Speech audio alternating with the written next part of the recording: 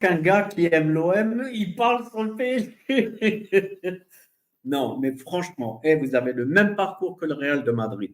Vous êtes champion d'Angleterre, entre guillemets. Vous avez tapé les quatre calibres d'Angleterre, comme le Real 2021-2022, sans comparaison, qui n'est pas raison.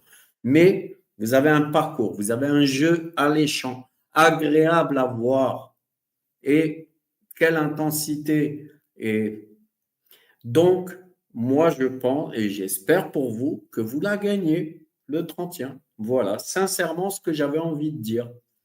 Et je ne m'inquiète pas, je vois du très bon aussi pour l'OM. La saison qui arrive, à féliciter le beau jeu, Luis Enrique, bravo. Bravo, bravo. Franchement, quel boulot. Vous nous avez régalé. Alors, d'accord, j'aime l'OM, mais sabotage. Je ne peux pas parler du PSG, quoi, en fait. Vous avez un super jeu et reprenez l'action. Hakimi qui donne la balle à Dembélé pour qu'il marque contre Stuttgart, la même action, Arsenal. C'est Dembélé qui donne la balle à Hakimi au même endroit. Certes, ça ne s'est pas construit de la même façon, mais un super.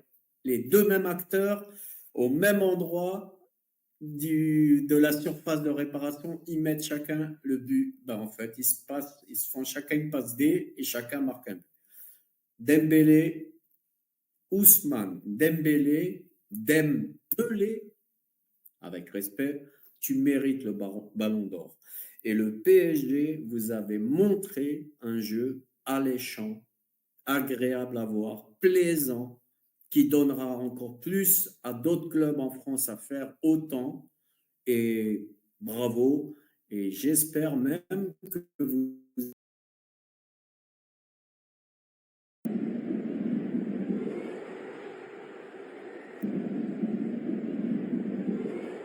Tu la gères.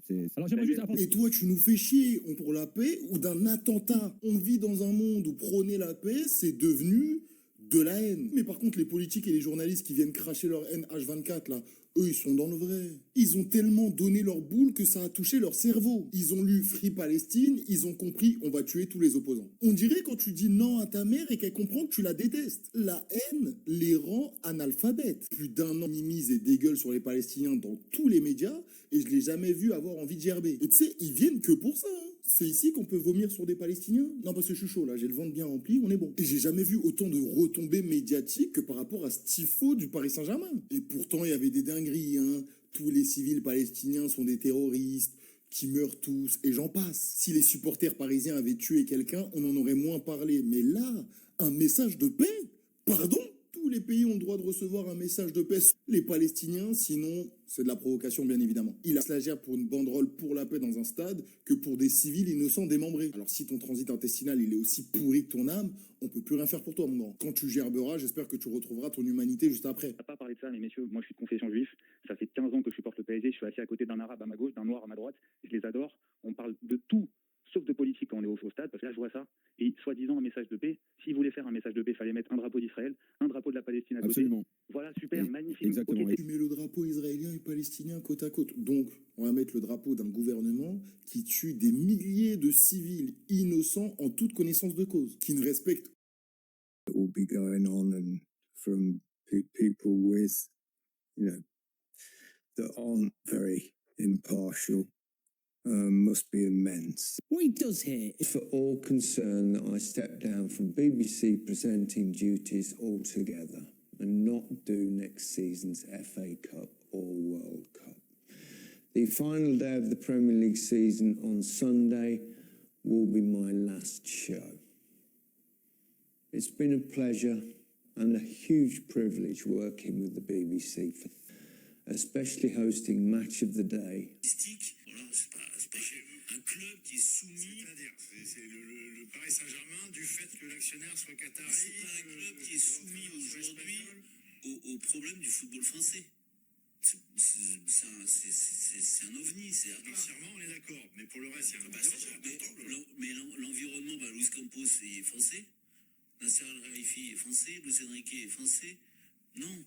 Donc, il y a quelques services, bien sûr, mais je logie entre ce qui s'est passé pour le football français depuis 70 ans, c'est ça?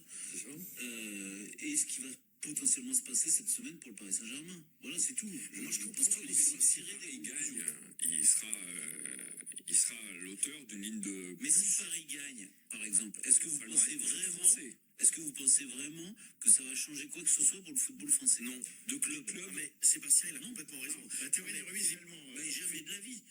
Ça ruissellera sur le PSG.